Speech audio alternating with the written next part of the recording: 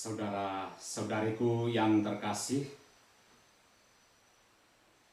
ketika Indonesia mulai terdeteksi ada yang kena virus corona dan ada seruan pemerintah untuk di rumah saja, muncul sebuah refleksi kecil di dalam hatiku. Tuhan, jika ini adalah caramu membersihkan dunia dari kekotoran, dan jika engkau mendapati aku adalah bagian dari kekotoran itu, jadilah padaku menurut kehendakmu. Bisa jadi ungkapan ini adalah sebuah ungkapan ketakutan, kecemasan. Tetapi di atas segalanya aku sadar,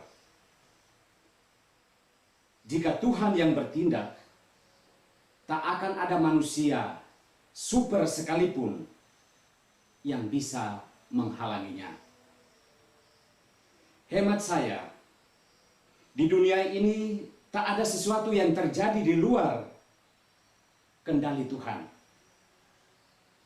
Tuhan selalu bertindak terhadap kebaikan-kebaikan kita, pun terhadap kerapuhan dan kegelapan-kegelapan hidup kita. Maka, hidup sebenarnya adalah sebuah perayaan tindakan Tuhan. Hari ini kita merayakan Kamis Putih, di mana Yesus sebelum memasuki derita dan wafatnya, ia mengadakan perjamuan malam terakhir dengan para muridnya. Bacaan-bacaan suci yang kita dengarkan dan renungkan pada perayaan ini mengarahkan kita untuk selalu melihat Tuhan bertindak atau tindakan Tuhan di dalam hidup kita. Bacaan pertama dari kitab Keluaran mengisahkan tentang pesan Tuhan melalui Musa dan Harun untuk disampaikan kepada segenap orang Israel yang sedang terkungkung dalam perbudakan Mesir, bahwa ia, Tuhan, akan segera bertindak untuk membebaskan mereka dari perbudakan yang telah berlangsung sekian lama. Artinya, setelah melihat penderitaan orang-orang Israel yang seolah sedang buntu menemukan cara untuk bebas atau merdeka, Tuhan sendiri mau bertindak atas kehidupan mereka. Dalam bacaan Injil kita menyaksikan bagaimana ada dua tindakan Yesus sebelum ia menderita dan wafat. Pertama, ia mengadakan perjamuan malam terakhir. Yesus sadar bahwa ia akan meninggalkan para muridnya. Perjamuan malam terakhir adalah tindakan Yesus untuk meneguhkan mereka bahwa hidup bersama, makan bersama dalam suasana persaudaraan dan cinta kasih adalah perayaan dan pesta kehidupan. Tindakan Yesus ini juga menjadi tanda bahwa di dalam perjamuan Ekaristi, ia sendiri akan tetap bertindak dalam kehidupan orang-orang yang percaya kepadanya. Kedua, ia membasuh kaki para rasulnya.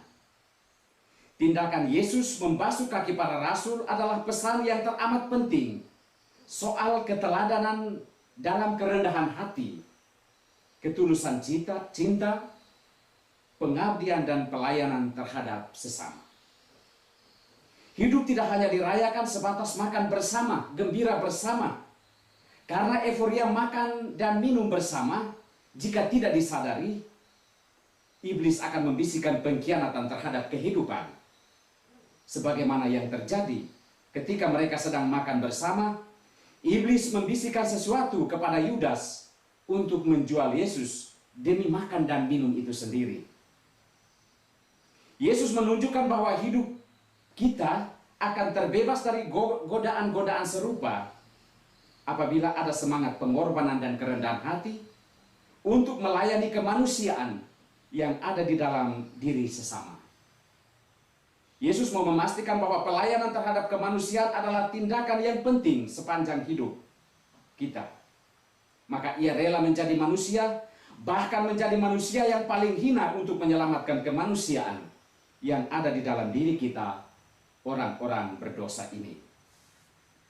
Saudara-saudari terkasih, hidup ini adalah perayaan akan tindakan Tuhan menyelamatkan kemanusiaan kita karena cintanya yang begitu besar. Paulus dalam surat pertamanya kepada jemaat di Korintus menegaskan, Ekaristi, misa kudus yang kita rayakan dalam ritus-ritus adalah peringatan akan kenangan tindakan Tuhan dalam hidup kita. Selalu ada kerinduan akan tindakan itu, maka kita mau merayakannya dalam Ekaristi. Tetapi jangan lupa bahwa kerinduan harus disertai niat bahwa kita akan kembali dari misa kudus dengan membawa tindakan Tuhan yang mau membebaskan kemanusiaan yang sedang diperbudak oleh berbagai kepentingan duniawi. Demikiankah kerinduan kita akan Ekaristi, misa kudus, dan juga perjamuan malam terakhir? Tuhan memberkati kita.